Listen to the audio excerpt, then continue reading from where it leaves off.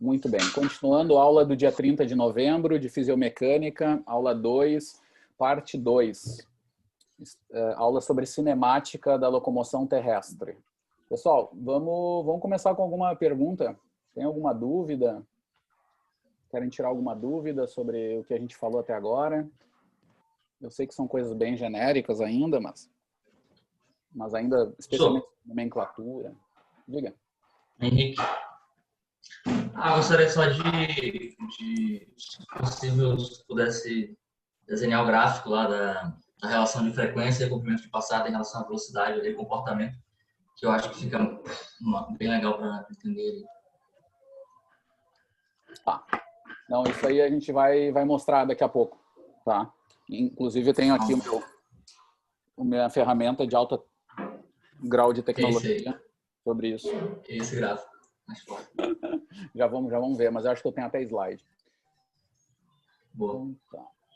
Obrigado, Henrique. Já vamos ver. Professor. Diga. Tu poderia só dar uma pequena revisada na parte do plantígrado, digitígrado, isso? Claro. Eu não peguei muito bem. Não, isso aqui é só assim, ó. Eu vou me concentrar na locomoção humana, tá? O que acontece? Nós, quando caminhamos ou corremos em baixas velocidades, em geral, nós temos uma postura, é a postura do pé, tá? Plantígrada. Okay. Plantígrada. Nos apoiamos como nós ficamos em pé mesmo, né? A postura ereta, né? Ficamos com essa postura aqui.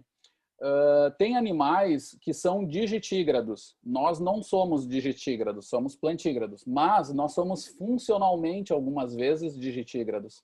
Tá? Claro. E aqui na verdade, é uma alteração do corpo, como seria assim, uma forçação da barra no nosso corpo se a nossa evolução fosse para o lado de animais digitígrados, tá? Primariamente. Tá? Mas não é o nosso caso, é só para fins de exemplo, assim, porque às vezes ilustra um pouco mais a questão. Mas, mesmo assim, é importante recordar que quando nós corremos em velocidades, inclusive médias, tem muitos corredores, antes mesmo de toda essa moda aí que tem do calçado minimalista e da técnica, né, em ponta de pé, já era, o Kavanagh já mostrava que desde os anos 70 já se sabia que em torno de 25% de corredores de longa distância corriam em mais ponta de pé, ou seja, um apoio digitígrado, tá? Que está muito... Que animal seria esse, prof? Desculpa. Isso me pega, mas eu acho que são os ungulígrados são, eu falei, né, rinoceronte. Agora eu estou na dúvida se o próprio cavalo é digitígrado. Tem várias espécies, são mais digitígradas do que ungulígrados, mas tem tanto é que o termo, como é que aí me foge a biologia, por isso que é sempre bom ter um aluno da biologia para me ajudar. Não sei te dizer bem, Val, eu não vou chutar. Mas é fácil, tá? São vários animais. Se não me engano, o cavalo mesmo, mas eu estou na dúvida. O cavalo talvez seja um ungulígrado e esteja agredindo, tá?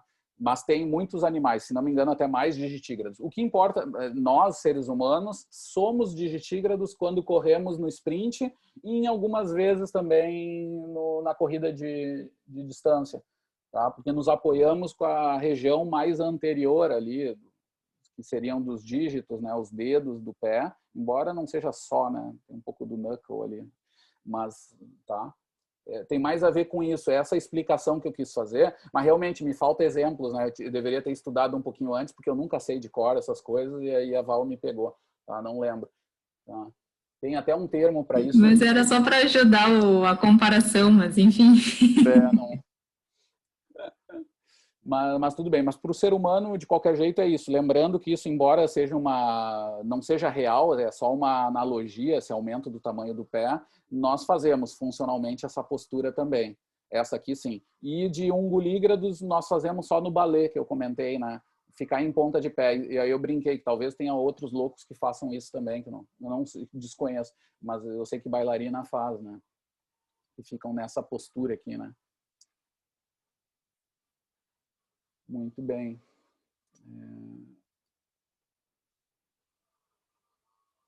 Aí, voltando, eu não sei se ajudou um pouco, pelo menos para centralizar a parte da locomoção. Foi o Henrique, acho que perguntou, né? Voltando então, pessoal, estávamos falando sobre as velocidades chaves de locomoção, né? Velocidade de transição, a VTrans, né, que a gente chama, ou a VOC-trans, que é a velocidade ótima de transição, tá? Caminhada, corrida, seria de transição, tá? E estaria relacionada a esse ponto aqui também, essa região aqui que a gente comentou. A outra relação também faço é nas situações de marcha patológica, né? Muitas vezes, na marcha patológica, a VAS se dissocia da VOC. Em seres humanos sem restrições de movimento, a VAS e a VOC são exatamente iguais. E isso é uma sinalização da importância da locomoção para a nossa evolução. Tá? Isso foi que eu comentei para vocês na aula anterior, né? Somos muito econômicos e tal, isso permitiu nós mudarmos nichos ecológicos com gasto de energia muito baixo, né? Só que quando temos restrições, e não só a questão do envelhecimento já começa, aí começa a aparecer essa seta azul, né? Ela começa a se deslocar, que é a VAS se deslocando da VOC. E em várias situações nós já comprovamos isso, inclusive em amputados, sujeitos, o Parkinson, embora não tenha sido nós, mas o Parkinson já foi visto, nós sujeitos com acidente vascular, que mais? DPOCs, né? Doença pulmonar obstrutiva crônica, sujeitos com insuficiência cardíaca crônica. Em todas essas análises, esses grupos, nós já observamos que quando solicitamos a essas pessoas com essas restrições que têm a VAS mais baixa do que esse ponto ótimo aqui, caminharem de forma mais rápida que a sua VAS, ou seja, se deslocando para essa região aqui, o custo costuma baixar, confirmando que a VOC é deslocada da VAS mesmo. Tá? Então, isso também acontece nesses grupos. Aqui nós temos um exemplo de um estudo do Abe, é um pesquisador lá japonês que estuda bastante essa nossa área, numa situação de hipóxia, né? Redução ali de acesso ao oxigênio.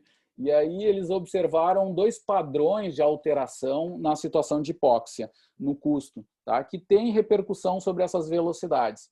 Tá? Então aqui é uma situação em que a velocidade econômica ou a velocidade de transição energeticamente mais econômica, tá? Elas se deslocam. Tá? Onde a hipóxia poderia alterar essa velocidade. Aí tu tem uma mudança dos pontos aqui, tanto esse de transição, ó, vejam a curva de custo da corrida e aqui da caminhada, quanto o ponto mínimo da curva aqui, que seria ligado à VOC, né, a velocidade ótima de caminhada, vejam um deslocamento para a esquerda.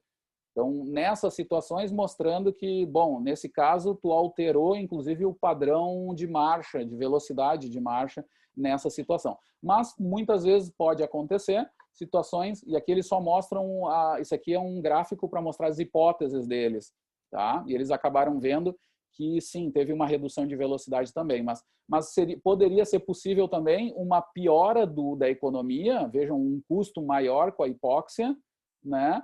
Independente das velocidades, mas não foi o que aconteceu, aconteceu mais nesse padrão aqui. Ou seja, esse cruzamento de velocidades marcantes, definidoras de locomoção, com o custo, nos dá essas possibilidades de análise. Então, verificar a economia, alterando, inclusive, o atributo comportamental, alterando a decisão de caminhar, correr, mudar de marcha, né, ou não. Tá? Então, também existe essa possibilidade. Por isso que é importante entender também essas velocidades de transição e velocidade ótima. Tá? Muito bem, pessoal. E voltamos para aquela questão que eu levantei na aula passada e também na introdução, né, que é um dos objetivos da aula de hoje. Qual a melhor definição de tipos de marcha na locomoção humana? Né? Deixa eu mostrar alguns dados para vocês, já verificando alguns aspectos. Aqui a gente tem, pessoal, vamos primeiro entender o gráfico, tá? Porque não é super simples, mas é assim, é força de reação do solo, ou seja, usando plataformas de força, apenas na componente vertical, tá? Que o pessoal conhece. Na caminhada, o somatório daquelas duas curvas, para quem conhece um pouco mais dessas curvas de força e reação do solo, que é o formato de pão de açúcar, que se chama lá da curva de caminhada de força e reação do solo, quando somadas, elas dão essa cara feia. O mundo real mesmo, o somatório de forças do corpo todo contra o solo, dá nisso aqui. Isso aqui já parece muito mais com uma curva de corrida, tá? O primeiro pico aqui bem definido, aqui não tanto, tá? Aquela coisa comum das forças de reação do solo definidoras de corrida e de caminhada. Mas vejam só vocês, aqui foi feita uma situação que era colocar o sujeito a fazer uma transição, solicitar a ele, faça a sua transição entre caminhada e corrida a uma dada velocidade, uma velocidade relativamente baixa, tá? Em torno de 6 km por hora. É uma velocidade que nem sempre a gente escolhe correr. É possível, mas não é naturalmente aquela que a gente escolhe. Quase sempre a gente escolhe em velocidades um pouco maiores. Tá? Muito bem. Nessa situação, veja o que acontece. Os sujeitos começam a correr, então aqui a gente tem, cada força dessas é um passo, perna esquerda, perna direita, ou vice-versa, o que for. Tá? Mas vejam que tem uma coisa estranha aqui. Vejam que não tem fase de voo em nenhum momento nessa curva. É estranho, claro, o cara está correndo a 6 km por hora. É uma situação não natural, que a gente chama, que o pessoal faz no quartel ou quando tem alguma tarefa específica, né? Mas vejam o que acontece. Não há a fase de voo. O que há aqui é um duplo apoio. O tempo de contato de um pé com o tempo de contato do outro. Ou seja, se eu pegar alguém desavisado e mostrar só os tempos dessas curvas, alguém poderia dizer, o cara está caminhando aqui, nesses passos aqui. Mas não é verdade. Ele está correndo. E depois eu vou mostrar por quê. Mas isso aqui é para mostrar que, dependendo da restrição de tarefa, que é uma situação de tarefa, olha, tu vai começar a correr nessa velocidade baixa, por alguma carga d'água, sei lá, o cara quer se exibir para a namorada, não sei. Ele quer começar a correr nessa velocidade que é estranha, decidiu. Se ele fizer isso nessa velocidade, ele está correndo, tá? Depois nós vamos comprovar isso, e a cara da curva também nos mostra isso, mas vejam que a definição temporal é falha, ela não é perfeita, ela não explica bem essa situação. Aqui, quando eu faço uma transição natural, sempre no plano, mas mais próximo da velocidade autoselecionada de transição, que é em torno de 8 km por hora, aí aparece uma fase de voo, que é muito pequena. Em algumas vezes, talvez nem tenha isso, tá? Mas, em geral, tem uma fase de voo que é muito pequena, que a gente sabe que é próprio de uma corrida de baixíssima velocidade. Né? Um tempo de voo que quase não existe, tá? Mas tem. Então, aqui eu vejo uma definição temporal que fecha, mas vejam que não é sempre. Tá? Não é sempre. Então, esse aqui é um primeiro sinal, que essa definição temporal não funciona.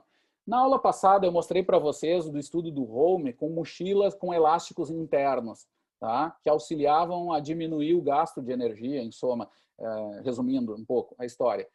Nessa situação, eles estavam carregando 27 quilogramas a 5,6 km por hora. Ou seja, é uma situação bem estranha, uma situação de carregamento de carga com corrida numa velocidade muito baixa. Tá? Mas é o que é possível mesmo. Pela potência metabólica que esses caras poderiam fazer. Isso se não fadigarem já, porque é extremamente difícil, porque 27 kg é muita coisa. Tá?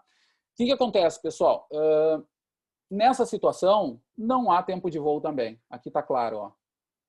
A divisão temporal, ó, é apoio simples versus duplo apoio. Nesse caso, eles estavam correndo, acho que eu não tenho mais o vídeo, tá? Mas na aula passada mostrava, aquilo era claramente uma corrida, mas sem tempo de voo. Ou seja, quando eu carrego muita carga também, o tempo de voo às vezes até pode desaparecer, mas eu ainda corro. Professor, então como é que a gente define isso? O modo mais correto, que está intimamente ligado à definição dos tipos de marcha, é relacionado ao comportamento das energias mecânicas do centro de massa. Tá? Essa é a definição. A gente costuma usar, geralmente, cinemática ou plataforma de força para calcular essa trajetória do centro de massa durante a marcha. Algumas vezes tentamos usar acelerômetros, né, para tentar estimar esse comportamento do centro de massa, embora seja bem complicado, tá? Já vou resumindo aqui.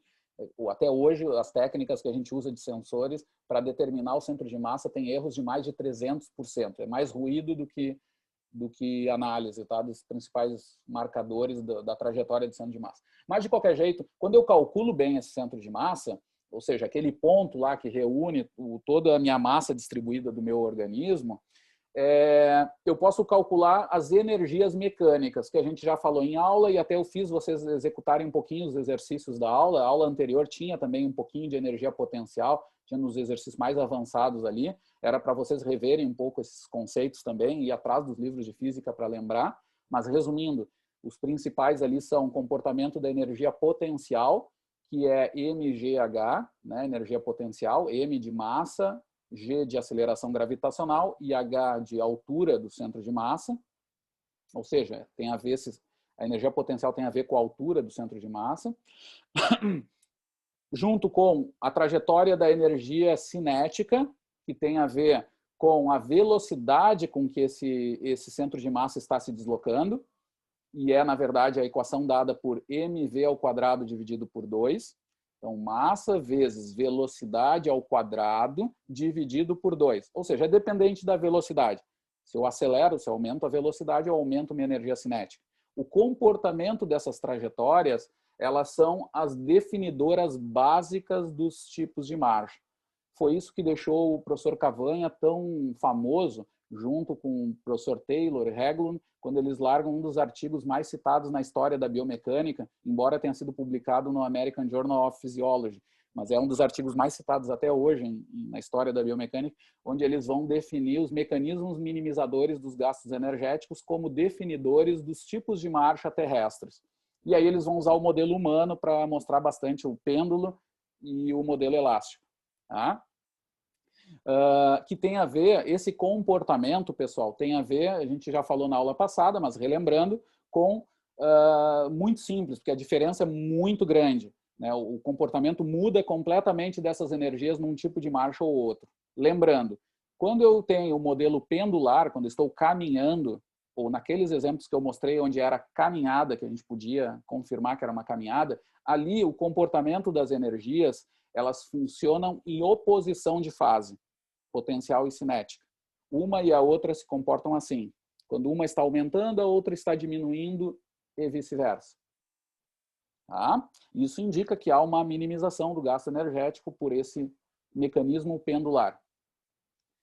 Quando eu assumo a corrida, mesmo em condições estranhas, desfavoráveis ou não tão normais, como, por exemplo, correr em baixa velocidade, correr com carga alta, correr com inclinação extrema, que é outra situação onde também muitas vezes o tempo de voo desaparece. Tá? Em todas essas situações, eu posso chamar aquilo de corrida porque o comportamento das energias muda drasticamente.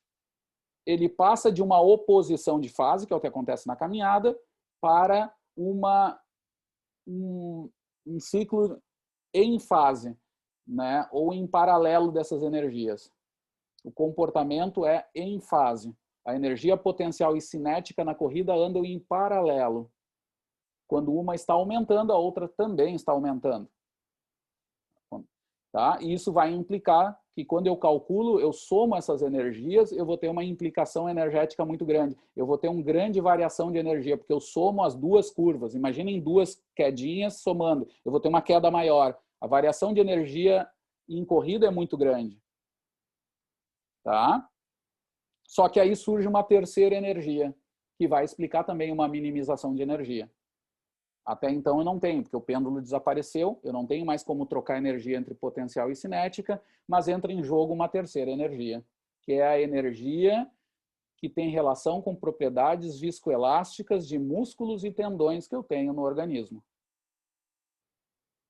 O mecanismo elástico, ou o sistema massa-mola, onde essas duas energias somadas, potencial gravitacional mais cinética, vão trocar energia com a elástica, energia mecânica, que às vezes é chamada também de potencial elástica, ou simplesmente elástica, para facilitar o entendimento. Tá? E essas variações de energia, elas são fundamentais para entender a minimização de energia. Isso é o fenômeno elástico em primeira ordem. Isso é o fenômeno. É isso que eu comentei na aula passada, que às vezes o pessoal confunde o fenômeno com o aspecto de controle neural, colocando como mecanismos até iguais de importância, e tem que lembrar que não é bem assim. O funcional desse modelo, primeiro, é a minimização de energia, simplesmente. Por isso que é o nome, é modelo elástico. Depois tu vai ter um sistema neural que vai controlar isso, e vai inclusive melhorar ele ou não.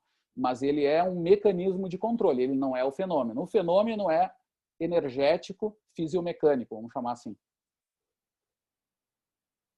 Tá? E esse é definidor da corrida. Ou de locomoções saltitantes, que a gente não usa tanto, né? Mas é o saltos. Se nós, corrida do saco lá, a gente usa isso. Quando a gente faz saltos com um pé só, a gente tem a sequência do salto triplo, por exemplo. A gente tem comportamentos de energia que respeitam esse padrão no mecanismo elástico. Tá? Isso é o definidor dos tipos de marcha. Aí não tem erro. Em todas as situações que já se estudou, hipogravidade, inclinações, alterações de marcha, inclusive, não tem jeito.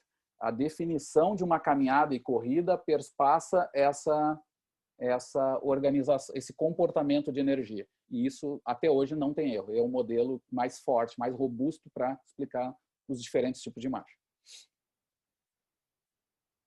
Dúvidas, gente? Aqui eu entrei em energética. Demos um belo salto para definir tipos de marcha, para mostrar limites, tá? Mas respondendo uma questão central em cima de padrões que a gente viu até agora. Então, o cuidado que eu tenho que ter com essas análises temporais. Isso mostra essa questão. Aí vem uma... Isso aqui é para matar saudades com o Léo. Eu ia apagar, tá? Porque não tem muito... Mas isso aqui é meus primeiros estudos lá na graduação, quando o professor Léo Ribas lá me emprestou, começamos a parceria com os atletas dele. E aí eu fiz análises na esteira de comprimentos, eram de velocidade angular e amplitude angular, assim, de segmentos, mostrando padrões que vão chamar a atenção. E aqui o que eu quero resumir é o seguinte, pessoal. A velocidade máxima em humanos, alguém poderia pensar que é quando eu alcanço o máximo comprimento e frequência de passada, porque uma coisa multiplica a outra e me dá velocidade. Tá? E, tendencialmente, comprimento e frequência aumentam. Mas vejam que aqui, ó, velocidades angulares segmentares, tá? Vejam que não é bem assim, não é uma linha indo para cima só. Vejam que ela se mantém aqui e às vezes até reduz um pouco em situações de tiros de 400, 800 para tiros de 100 e 200 metros. Tá? Então vamos ver um pouquinho, deixa eu ver. Aqui também está pequeno, tá? Mas já mostra um pouquinho esse padrão. O que acontece? Aqui respondendo a questão que o Henrique colocou, né? Como se comportam comprimento e frequência de passada ao longo de várias velocidades. E, inclusive, respondendo àquela questão anterior que eu falei. Qual é o padrão de comprimento e frequência que eu tenho que ter para alcançar minha velocidade máxima humana, limite humana? Tá? O que acontece, pessoal? Diferentemente de elefantes param de correr na máxima velocidade porque vão quebrar.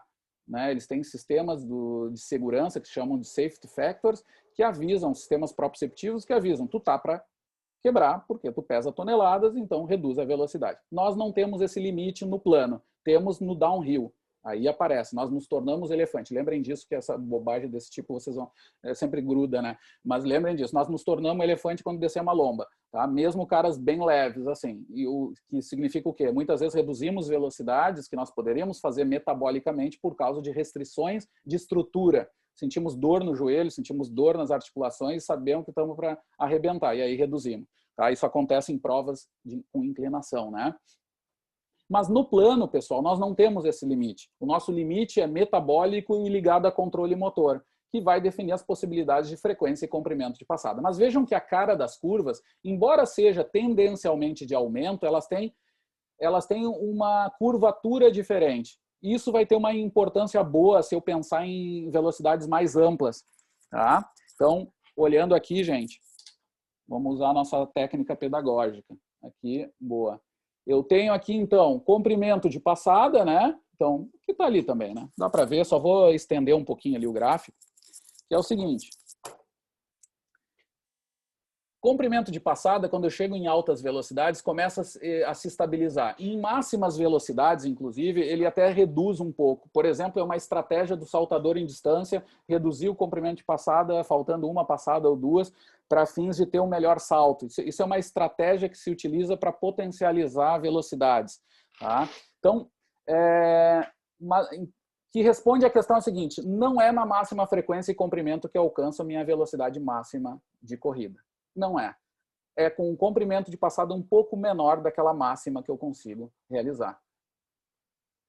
Tá? O gráfico mostra isso, o sequenciamento aqui da velocidade, chegando próximo de uma máxima, que aqui não está nem perto, né? Aqui está em velocidades de 100 metros, mas se eu penso só numa velocidade máxima de um teste de 40 até 60 metros, onde eu alcanço essas velocidades máximas, pelo menos nos Pangaré, né? Os mais altos fazem o mais alto nível fazem um pouquinho adiante, mas se eu chego só quero saber a velocidade máxima, eu vou ter esse comprimento um pouquinho reduzido aqui. Claro que vai ser compensado pela frequência, porque uma coisa multiplica a outra para chegar na velocidade. Né? Eu chego nessa maior velocidade porque esse comprimento um pouco menor me permite uma frequência mais alta. Tá? Mas, claro, isso é uma situação muito atípica, né? Eu tenho em tiros e tal, mas não tem tanta implicação nos esportes. Né? O que é interessante, eu acho que do ponto de vista do controle motor, é dizer o seguinte, ó, que essa curvatura vai me dar a seguinte mensagem que eu quero deixar para vocês. Quando eu estou correndo em velocidades baixas, relativamente baixas, corrida, meus aumentos de velocidade, e eu estou lá, eu decido, eu quero aumentar minha velocidade numa região baixa. Eu estou correndo a 9 km por hora e decido ir para 11. Decido acelerar um pouquinho o passo, o ritmo, o pace. Tá? O que esse gráfico mostra é que a maior parte desses aumentos são devido a aumentos ligados a comprimento de passada. A frequência aqui, ela meio que estabiliza. Aqui está numa velocidade 4 metros por segundo, já é um pouquinho mais alto, mas se a gente colocasse até uns 2 metros por segundo, 3, que são as velocidades mais baixas, eu teria aqui quase que uma estabilização da frequência. E os aumentos se dariam muito mais por comprimento de passada. Tá? Está relacionado a relações de força-comprimento que esses músculos podem fazer, ainda controlando a estratégia, sem precisar aumentar a frequência, sem precisar trabalhar com a questão da limitação da relação força-velocidade. Isso parece ser mais econômico. O que os dados mostram aqui parece ser mais econômico, aumentar o comprimento de passada em baixas velocidades. Agora, se eu penso no outro extremo, eu estou correndo em alta velocidade, eu já estou num ritmo de VO2 máximo, que para mim, por exemplo, é em torno dos 20, né, Léo Ribas? O Marcelão saiu, agora fica mais difícil de eu mentir com o Léo Ribas me olhando. Vai ser mais difícil, mas tudo bem. Mas o meu ritmo associado a VO2 máximo é 20. O do professor Marcelo é do professor Léo Ribas, então vou dar um exemplo mais realista aqui, né? É 19,5. Viu que eu não fui tão mal até, né? O que acontece, pessoal? Nesse caso, e eu decido aumentar minha velocidade, ficar 10% acima desse ritmo associado ao VO2 máximo, nessa zona, portanto, de velocidades, o que o gráfico me indica é que a minha estratégia autônoma, né, do sistema vegetativo de controle meu, vai indicar eu aumentar mais a frequência do que o comprimento. O comprimento vai meio que mais estabilizar e eu vou aumentar a velocidade mais por frequências. Isso em números gerais, gente. Não estou olhando ainda atleta a atleta, de escolha assim, de tipo de prova específica. É um padrão geral, tá? De comprimentos e frequências. A cara da curva é essa que vocês estão vendo aqui tendencialmente. Inclusive, quando eu analiso aspectos angulares de segmentos de membros inferiores, como é o gráfico que eu mostrei antes. Eles também mostravam, em certo modo, essa relação. Tá? Eu aumentar mais amplitudes e comprimentos em baixas velocidades e mais frequência ou velocidades angulares nas altas frequências. Tá? Essa é a mensagem do gráfico de modo mais geral. Aí eu lanço outra questão. Oi? Antes de uma pergunta. Vamos para a pergunta. Essa relação aí também pode ter alguma relação também com a própria força empregada que tu vai ter comprimentos de passadas maiores, né? Porque se tu, imagina, tu tá tentando aumentar mais o comprimento do passo, vai chegar uma hora que realmente tu não consegue fazer um comprimento de passo grande o suficiente para uma determinada força aí que tu está empregando durante a corrida. Senão o cara estaria, a grosso modo, saltando, né? Exatamente. Não, tem isso mesmo. Uma coisa que se percebe biomecanicamente, Wagner, é que é um erro técnico que os treinadores até visualizam muito isso, e a gente consegue calcular, é quando o cara tem eles chamam de overstriding, mas nesse caso é o contrário, seria o understriding, né? Seria quando o cara tem um comprimento de passada muito grande, que aí é um erro técnico, aí nos facilita para enxergar isso que tu está dizendo. O cara faz um comprimento maior do que ele deveria. Alguns são saltitantes, mas quando tu percebe que ele não é reativo nisso, o que acontece? Muitas vezes, esse tamanho de comprimento maior que tu falou, ele até tem a força, tá? Só que ela não é bem usada, porque acaba gerando muita frenagem, tá? E isso indica o quê? Uma geração de força muito maior, desproporcional ao que se deveria, entendeu? Porque acaba frenando o cara. Então fica uma coisa menos reativa, né? Por causa desse comprimento grande, né? Então tem isso bem que tu falou, mas muito ligado a essa frenagem maior. Isso aí os treinadores até percebem, assim, quando o cara tem um comprimento muito grande, que a transição ali do apoio dele não é tão reativo, né? Por causa desse comprimento muito grande, né? É isso aí. Professor, Diga. Complementando, então, nessa questão que o Wagner abordou, se, então, ele aumenta o comprimento do passo de forma exagerada, tá? Logo, aumenta o momento articular pelo esse excesso de frenagem do movimento? Sim. Os momentos articulares, né? Tornozelo, joelho. Eu não sei bem quais, tá? Mas já tem estudo até disso. Geral. Assim, mais geral, não é... De novo, né, gente? Aqui a gente está vendo padrões gerais, né? Lembrando que pode ter algumas compensações um pouco diferentes, até em articulações. Olhando bem isso que tu falou, momento articular, né? Pode variar e varia bastante, até pelo grau de erro desse tipo de medida, sim, né? Da dinâmica inversa, por exemplo. Mas, de qualquer jeito, sim, tu vai... Essa força, isso tu já vai observar na força externa mesmo, força de reação do solo antero-posterior. Vai ter uma grande geração de forças de frenagem que tu vai ter que compensar para manter a velocidade, né, com forças de propulsão. E tudo isso vai estar relacionado à geração de momentos articulares de membro inferior. Vai ter muito momento de frenagem, né, negativo, né, de potência negativa articular, nesse caso, que vai ter que equilibrar de algum jeito, porque para manter a velocidade normal, sim, os momentos eles têm que se equilibrar também, né? Newton-Euler para somatório de forças e somatório de momentos. Tu vai ter que equilibrar de algum jeito, talvez não naquela articulação, talvez em outra, é por claro. isso que é um pouco mais complicado, mas sim, vai pagar também com o momento articular. Pessoal, até para fazer assim, ó, vocês me fazem as perguntas, eu vou puxando coisas, mas a gente, isso já é uma coisa super avançada, tá? Que o Helder traz ali, o Wagner também puxou e eu comecei a explicar. Mas a gente com calma depois vai ver isso. São graus de complexidade de análise de marcha muito maiores, tá? Por exemplo, a gente, na aula que vem nós vamos falar de forças de reação do solo. Então a gente não vai chegar ainda nos momentos. Nós vamos falar sobre essas forças aí que eu acabei de dizer que as anteroposteriores aumentam, que é a força do corpo todo contra o solo, né? Ainda é mais simples. E depois a gente vai chegar na geração do trabalho articular, momentos e potência articular, que é o que o Helder falou. Mas que resulta nisso aí. Tá? Esse erro técnico vai resultar nesse problema aí mesmo. Mas fiquem tranquilos, só tenham paciência. Quem nunca ouviu falar em momento articular pode parecer, sei lá, tá falando grego, mas daqui a pouco a gente vai esclarecer. Muito bem, gente. E aí eu lanço a pergunta, qual o melhor comprimento de passada? Obviamente, de tudo que a gente já falou, é claro que não vai ter um só, né? Não vai ter um número mágico. Eu vou até passar para vocês equações disso como marcadores da literatura, mas o cuidado tem que ser muito grande. Não existe um comprimento de passada ótimo, assim, mágico, interindivíduos.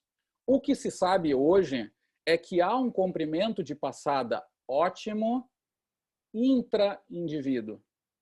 Tá? Intra-indivíduo. Ele com ele mesmo. Né? Então, vamos pensar na esteira que nos facilita a ideia. Tu coloca o cara a correr a 15 km por hora. E aí eu deixo ele correr livremente. A 15 km por hora, mas com a frequência que ele escolher. E comprimento que ele escolher. Tá? O que os estudos mostram, pessoal, é que o autoescolhido é o ótimo. Se eu alterar o comprimento ou a frequência, que um é o inverso do outro, lembrem pela equação, velocidade igual a comprimento vezes frequência. Então, se eu mantenho a velocidade e aumento um deles, aumento o comprimento, por exemplo, de passada, eu reduzo proporcionalmente o outro, a frequência. Tá? Então, eu posso jogar com isso. Então, às vezes aparecem esses dados como frações de comprimento ou frações de frequência, mas é sempre o inverso do outro, porque a velocidade estaria controlada. Tá? Lembrem disso. Então, nessas situações, o que os caras fazem? Vou dar o experimento, tá? Eles colocam o cara a correr em velocidades típicas de corrida, então botam uns pangarezinhos muito a 10, 12 km por hora, os caras mais treinados a 14, 16 km por hora, algo por aí, tá? Deixam sempre a mesma velocidade para aquele grupo. Vamos pensar na pessoa, que é a mensagem, né? E o que eles fazem? Eles pegam percentuais daquele auto-escolhido. Olha, a frequência de passada do cara auto-escolhida foi de 70 passadas lá por minuto. Tá? Eles pegam 10% a mais, 20% a mais, 10% a menos, 20% a menos de frequência. Tá? Eles pegam o metrônomo e começam a bater mais rápido. O que o cara tem que fazer? Ele tem que aumentar a frequência quando é maior. O comprimento diminui. Né? E depois fazem o contrário. A frequência diminui, né? E aí o comprimento tem que aumentar. Ele tem que ficar saltando mais para poder manter aquela velocidade na esteira, que a velocidade está sempre controlada. O que eles observaram já desde os anos 50, Hagberg e depois Kavanagh e uma turma, o que eles confirmaram? É que aquela autoescolhida quase sempre é a ótima. E aí vem um pouco do que o Guilherme falou, e eu já dei curso lá para os corredores da Itália, me lembro, quando eu estive de professor visitante, o ano passado ainda, que não tem jeito, né, pessoal? A avaliação ela tem que ser individual e tem que ser marcada nesses aspectos, porque pode aparecer também alguém que fuja desse padrão. Isso é o padrão médio. Os corredores autoselecionarem aquela que é melhor. Isso já dá um indicativo do seguinte, para todo corredor, para todo treinador, não mudem comprimentos de passada durante a prova, no cara. Tu tem maior risco de fazer merda, de botar o cara a correr numa situação um pouco econômica. Mas, de novo, é melhor ainda de tudo, é testar o cara. É testar ele maior, menor e ver se ele, qual é o ponto ótimo dele. Né? E se ele realmente faz isso também. Porque, às vezes, tem alunos que têm erros técnicos, que fogem da média. Né? E aí a gente vai avaliar individualmente. Avaliando mesmo o padrão deles, mecânico e energético, para verificar se está otimizado nesse ponto e se, alterando um pouco, ele responde do jeito médio ou não. Vocês vão ver que vai ter um bom percentual de corredores, que eu vejo na minha experiência, mais de 30%, que não estão no padrão médio. Obviamente, vão fugir um pouquinho. Tá? E isso vai ser importante, às vezes, coordenar. Mas como padrão geral é o autoescolhido. Tá? A nossa dúvida que eu tenho desde a época essa de 99, que eu mostrava lá para o Léo, era se através de treinamentos isso não possa ser alterado, porque aí tem outra questão. Agora, isso aqui eu estou falando para vocês agudo. É pegar o corredor, analisador de gases na hora e altera. Deixa 5 minutos num ritmo, deixa 5 minutos no outro, avalia a economia. Geralmente dá isso aqui que vocês estão vendo. Agora, outra coisa é um trabalho técnico. E aí já começa a aparecer evidências, o termo bonito é controversos. Assim. Tem algumas vezes que mostra alguma alteração, outras vezes não, porque vai depender também do estágio inicial do aluno, qual é o padrão técnico dele. É bem difícil, por isso que é difícil dar uma metanarrativa sobre isso. Mas aí começam a aparecer possibilidades. Pelo menos vou abrir isso para vocês, que isso a literatura traz. Que é, com um trabalho técnico, a partir de uma avaliação que envolve até equilíbrios musculares junto disso, tá? que geralmente, funcionalmente, eles são mais... As avaliações só em isocinéticos são complicadas para fazer essa transferência direto para a técnica de corrida, mas o pessoal tem tentado fazer isso, tá? Ver equilíbrios musculares, inclusive do ponto de vista de momentos articulares, que é o que o Helder falou, aí é mais direto, porque tu vê a geração de força dinamicamente, especificamente, o que o cara está fazendo. E a partir de algumas avaliações, pegar grupos alunos que têm realmente comprimentos de passada que são relativamente menores ou não são ótimos para ele mesmo, e aí alterar. Fazer trabalho técnico de aumento de comprimento de passada. Trabalhos que liguem também à força reativa, né? Trabalhos ligados à parte proprioceptiva também, para perceber esse movimento em situações mais rápidas, que ele não está geralmente tão acostumado. Então, a partir dessas evidências, tem se mostrado, sim, mudanças, né? Caras que começam a correr com comprimento de passada um pouco maior, né? Por diversas razões. E o que acontece nesses casos? Quase sempre, que agora a gente complicou, agora ele não está falando mais do mundo agudo, né? Agora é temporal. Treinei eles 2, 3, 4 meses e reavaliei. Muitas vezes o que acontece é essa U se deslocar para a direita. Ou seja, o resultado continua igual, ele continua correndo bem ao 100%, mas ele melhorou o comprimento. No mundo real tem que ser dito, né? Está relativizado, não mudou, mas a gente sabe que mudou o comprimento nessas condições. Ou seja, é possível, o que eu digo é isso, é possível a gente ter a mão do treinador ali, tentar avaliar e fazer.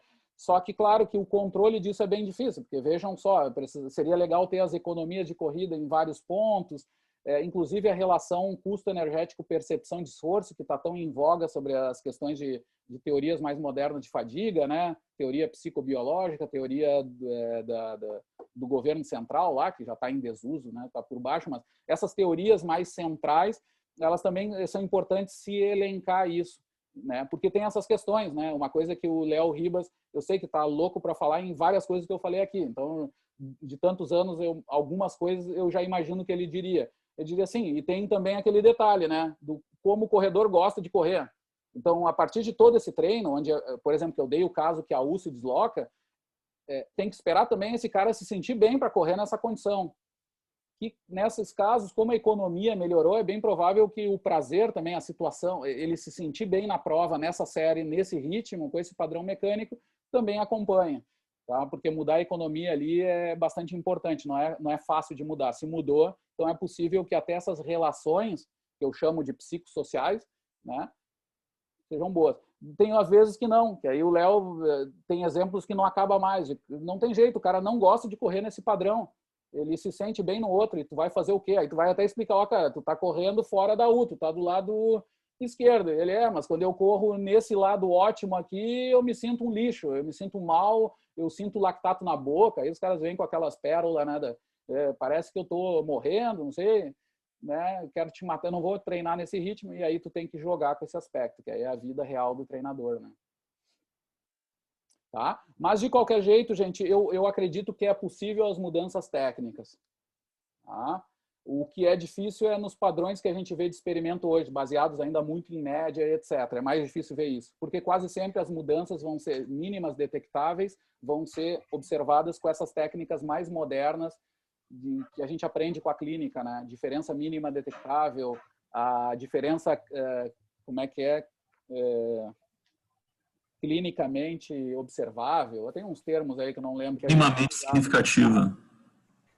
Minimamente significativa. Minimamente significativa. Com o Alberito, eu sempre estou aprendendo, e o Marcelo, sobre esses conceitos, que na área do treinamento são muito interessantes, quando a gente vê aquelas curvas de tamanhos de efeito individuais. Tu vê que mudou a média. Sim, mas a cada 10 atletas, 3 a linha está reta, não mudou. Só que os outros 7 mudou bastante. E aí a média aumentou. Aí tu tem que saber, tu tem que falar isso para o treinador também. Olha, muda aquele intervenção, mas lembra que isso muda em 70% dos caras. A cada 10 corredor teu, tem 3 aqui que tem chance de não mudar.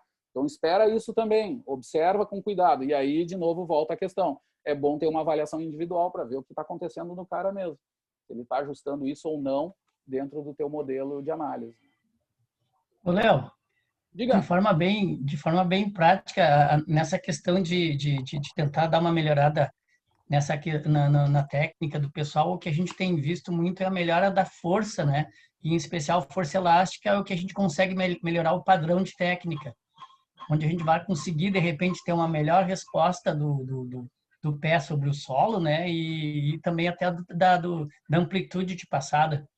E, enfim, é muito melhor do que trabalhar o gesto técnico. Tipo, a gente trabalha as técnicas de corrida, isso não muda quase nada. A gente pode usar até como um complemento de treinamento, tentar ajudar em alguma coisa, até um trabalho pliométrico serve, trabalho de técnica, né? Mas assim, na prática, o que a gente vê é que melhorando grau de força, em especial força elástica, com um pouquinho mais de pliometria, alguma coisa assim, a gente tem uma boa melhora do padrão, desse padrão de técnica. Entendi, boa, boa. No nosso artigo de revisão que a gente fez lá com o Boliusa, a gente dividiu essas adaptações nisso mesmo. E chegamos exatamente nessa conclusão, Léo, assim, que é a visão dos treinadores, né? Treinamentos técnicos específicos, só gestuais, né? Eles parecem ser muito limitados. Aí não tem evidência nem controvérsia, falta evidência mesmo, né? Existe até os estudos, mas mostrando que não tem aumento, né? Então é bem como tu falou. Agora, os treinos de força, sim, né? Aí a gente tem visto desde a economia e agora o que o grupo está tentando fazer de entender mais sobre se aprofundar nessa parte elástica, né? Que já se viu que melhora, mas sempre com medidas um pouco mais limitadas, né? É tempo de contato, mas claro, aí se avalia economia, se avalia desempenho. Os caras estão mais saltitantes, então melhor a economia, realmente mudou, né? Mudou o padrão. Só que sobre os aspectos elásticos é que a gente quer se aprofundar mais nisso, quer observar mais ainda, né? O mestrado do Jorginho, que não é nada novo e nem é com cara de alto nível, já mostrou esses sinais, né? A eficiência mecânica melhorou, que era uma maneira indireta, né? E aí confirma isso que tu falou, né? Legal, a gente chamou isso de intervenções indiretas, né? Que não é exatamente sobre a técnica, né? São aspectos de base que vão repercutir também sobre esse aspecto técnico aí. Legal, Léo. Tá, vou fazer uma pergunta, abrir assim, até com o Léo também, botar o Ribas também na história da pergunta. É que ele falou assim, ó, força elástica, tá? Melhorar a força elástica. Ribas está querendo dizer o seguinte, treinar excêntrico, treinar aqueles treinos de reativo, assim, que envolve a questão nervosa, assim, da reação. O que tu quer dizer, assim, também com essa questão do elástico, assim, treinar a força elástica? Como é que vocês fazem? A gente trabalha um pouquinho mais de força excêntrica, daí vai um pouquinho mais para pliometria, alguma coisa desse.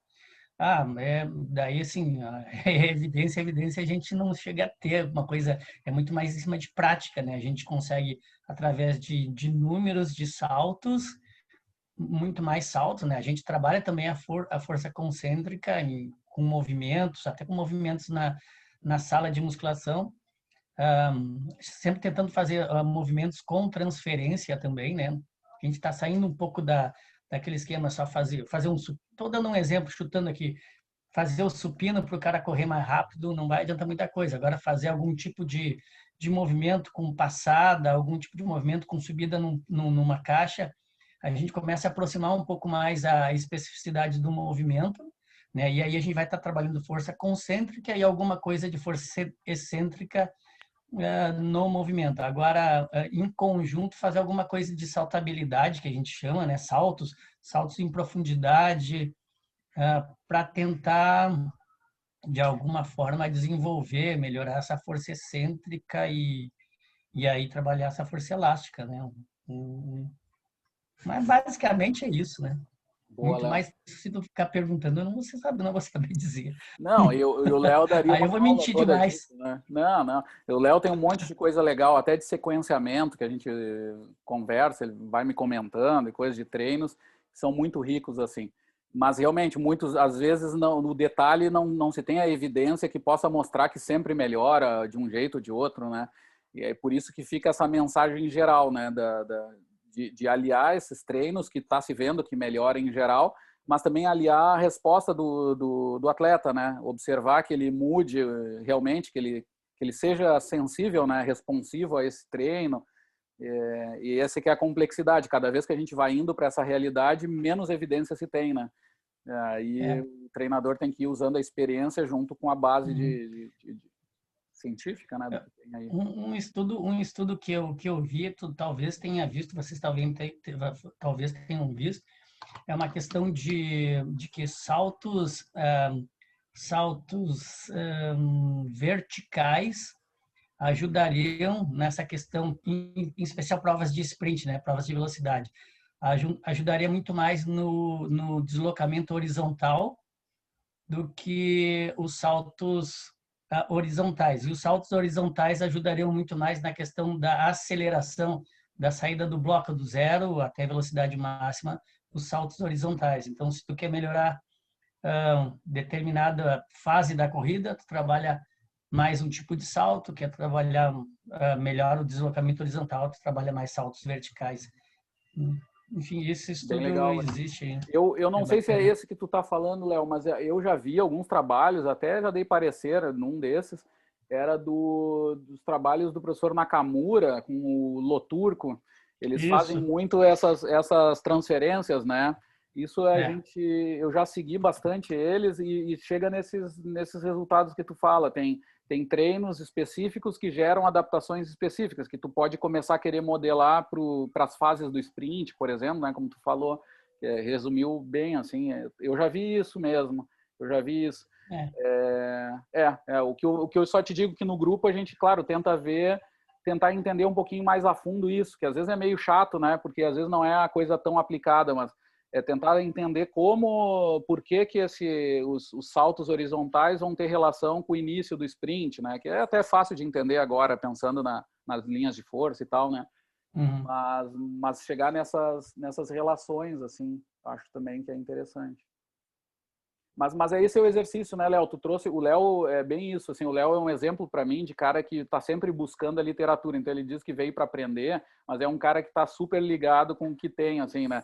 E é verdade, né, Léo? Tu tem essa. Só que o que mostra é assim, ó, a gente vai pescando, né? É tipo o Gaia que diz que o treinador, os caras da prática tem que ser um contrabandista de conhecimento, né? Aí ele pega aquele negócio lá e diz, pô, mas isso aqui tem relação com o que eu faço, por causa disso, por causa daquilo. Às vezes não é exatamente no mesmo grupo, né? Tem um monte de limitação. Às vezes é atleta esportivo e aí a gente quer levar para o sprinter. Mas vale, né? Enquanto não tem uma outra evidência melhor, essa tem sentido. Mas para fazer isso, o que eu acho que é importante, assim, é ter essa base de fisiologia, biomecânica, treinamento, assim, mínima, né? Para conseguir fazer essas relações, né? Sim. Durante as aulas a gente vai ter vários exemplos, né, Léo? Vamos devagarinho puxando o Léo aí para nos dizer o que ele faz, hein? E aí eu acho que uma coisa bem interessante, sabe, que cada vez mais o pessoal porque as provas de longa distância o pessoal tinha muita dificuldade para trabalhar com isso, né? O corredor gosta de correr. E aí foi se vendo que tentar melhorar essa questão aí de força, que é o que se faz com velocistas, com saltadores, para os corredores de longa distância, parece ter um bom resultado, né? Que é a questão da economia, melhora de força, melhora a utilização de força elástica, a gente vai acabar tendo uma melhor economia. Então, bom, é isso. Interessante, cara. Não vou me alongar muito. Ótimo, Léo. Valeu, cara. Então, o que a gente comenta, assim, né? Que é tudo meio genérico, né? Mas, assim, ó, que essas adaptações possam ser possíveis, né? Através desse caminho hoje que a gente faz muito, que o Léo acabou de dizer também, e que a gente usa muito, que é o nosso modelo de desempenho que a gente tem. Que essas alterações vão possivelmente melhorar a economia e nisso vai implicar melhora no desempenho, né? Quase sempre esses tipos de adaptação, a gente sabe que pode melhorar até indiretamente outro aspecto, que é os dos limiares metabólicos, né? Mas esse é um outro componente do desempenho. Aí a gente é analítico nisso para isolar, e aí acaba isolando muito na economia. Mas tem que se ter um cuidado. E, de novo, como é que eu vou ter isso? Porque o outro dia eu vi também uma análise dos caras top aí, do Jonas, né? Fez um relato que tá ligado àquele projeto que a gente até tá fazendo parte das 2 horas da Nike, né?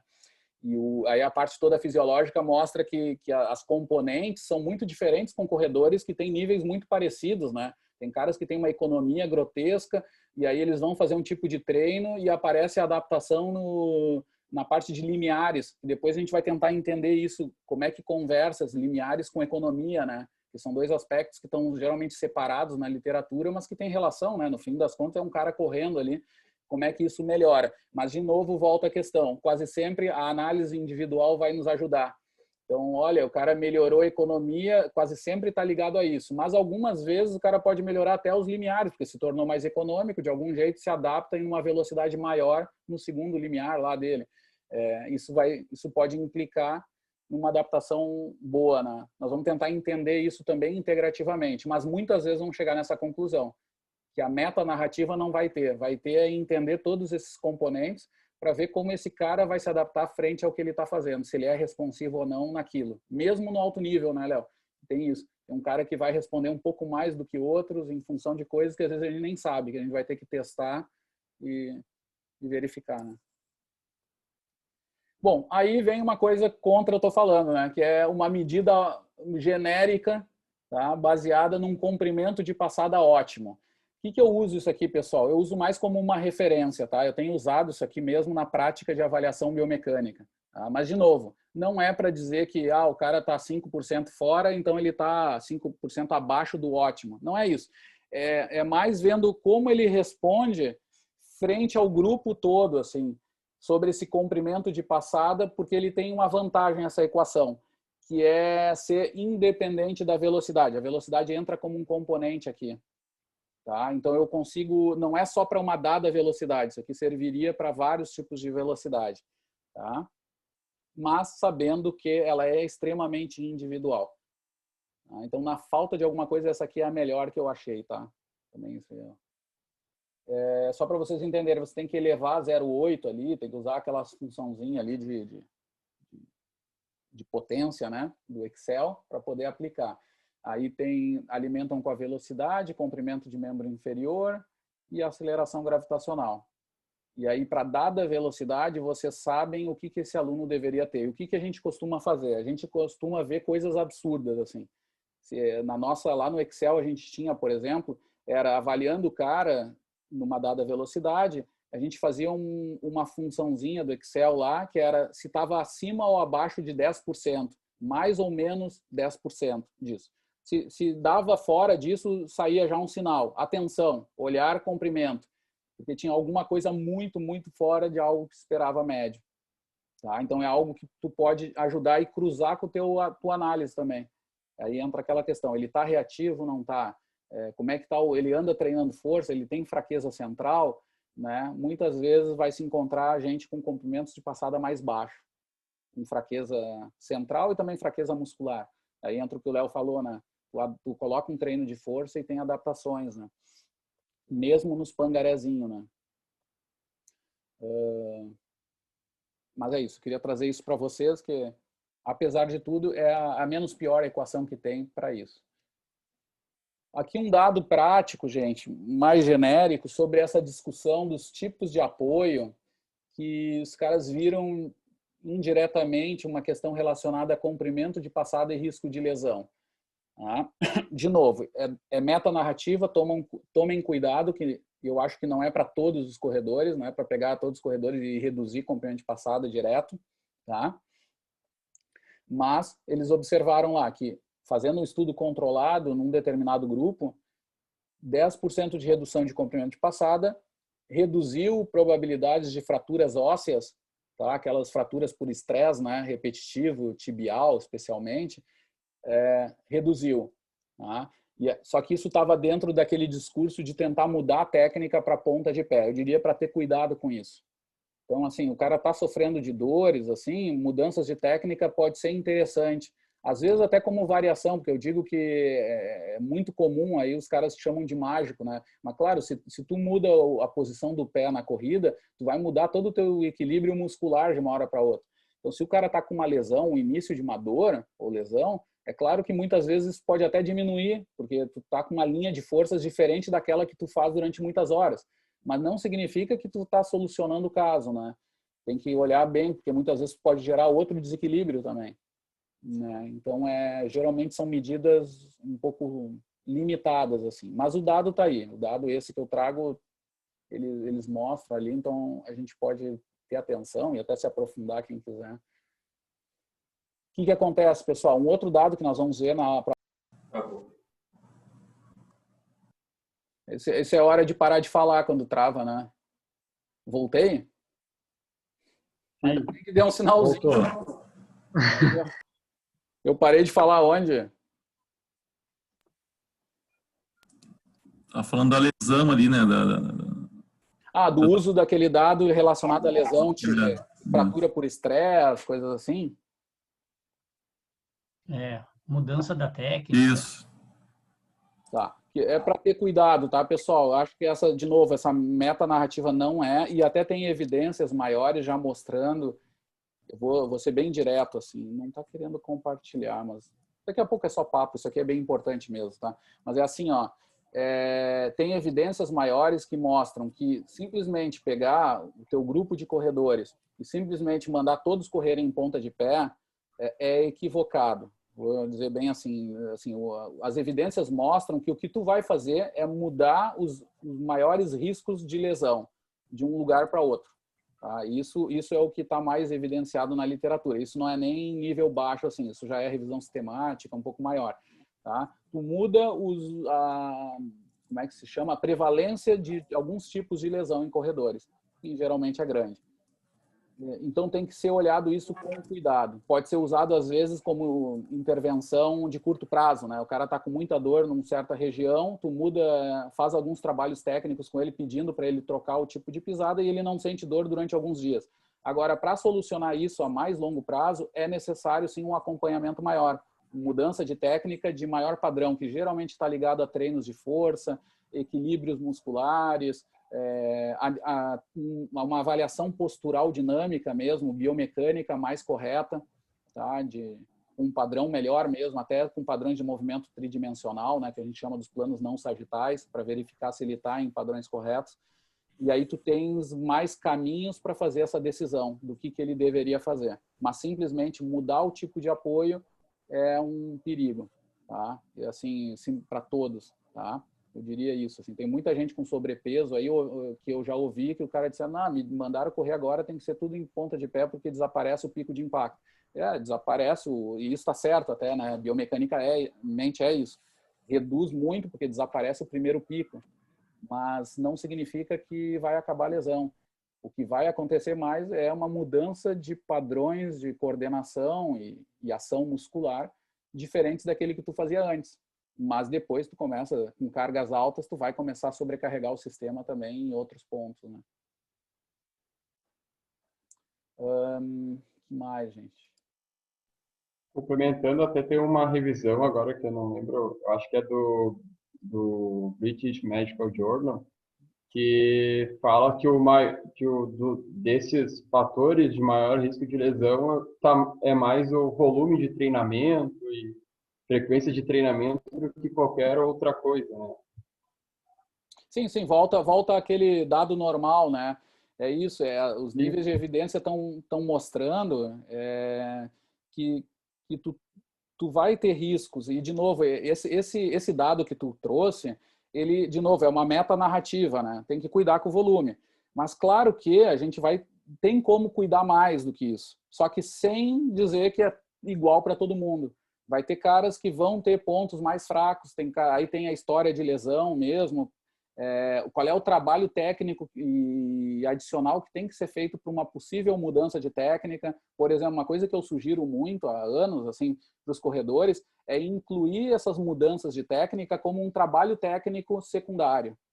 Isso me parece bem, é quase que um trabalho ligado à propriocepção, que o Léo faz há muito tempo. É simplesmente fazer trabalhos que mudem padrões técnicos para deixar o sistema coordenativo dele também dar uma descansada, fazer ele trabalhar com uma amplitude de possibilidades e melhorar o aspecto proprioceptivo. Só isso já está valendo. Faz uma corrida de grama com mudanças de apoio. Isso pode ser. Agora, o que tem que cuidar é com essa ideia do milagre, né? Agora todos correndo em ponta de pé, resumindo assim, né? Que aí está o segredo de tudo. não é bem assim. A decisão disso passa por uma avaliação biomecânica individual e, inclusive, fisiomecânica, que repercuta também esses aspectos de energética que eu comentei para vocês. Esse parece ser o melhor quadro, assim, para esse tipo de avaliação. Agora eu não estou conseguindo compartilhar, né, gente? Mas esse é um bom motivo para parar a aula, né? Já é 11 e pouco. Vocês não me aguentam mais. Travou mesmo. Já dei umas 15 clicadas aqui enquanto a gente conversava. Eu ia enrolando vocês, mas nada de... Eu vou tirar meu vídeo. Vamos ver se acontece alguma coisa aqui. Nem parar o vídeo ele está deixando.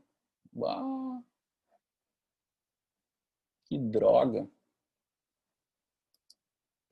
Deixa eu ver, gente. Deixa eu fechar umas coisas aqui, ver se ajuda. Vocês saiu do compartilhamento, né? Que saco. Sim, saiu. Tá. Ele não me deixa parar, não me deixa mutar, não me deixa fazer mais nada. Tô bem, né? Eu vou ter que sair da sala e voltar, gente. Não tô vendo outra. Vou parar a gravação, vamos ver. Não me deixa também. Putz. Eu vou ter que ir pra porrada, gente. Se sair, vocês voltem pra sala, tá? Aí, já vamos fazer logo. Eu vou tentar fechar tudo aqui. Travou tudo. Vamos lá.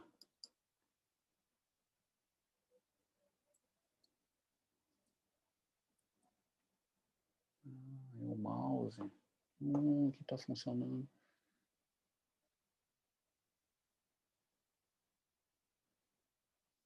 Mas então não vou sair. Espera aí, se eu consigo fazer por aqui.